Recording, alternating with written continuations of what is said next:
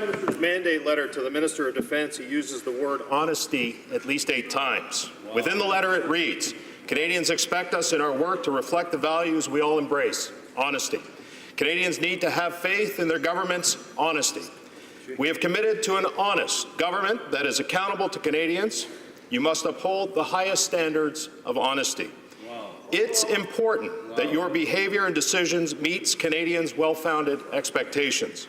Mr. Speaker, will the Prime Minister admit that the Minister of Defence has not lived up to the well-founded expectations of Canadians and remove him from office? Honourable Minister of National Defence.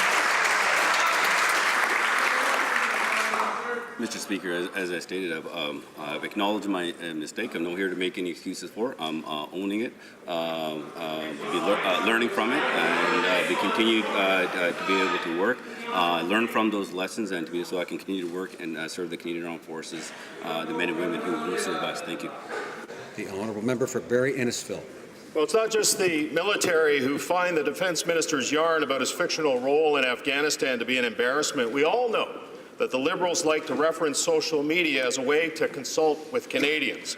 Well, Twitter was in a flurry over the weekend with the minister's last name and the hashtag battles, mocking him relentlessly on his personal involvement from everything from the War of 1812 right up to the destruction of the Death Star.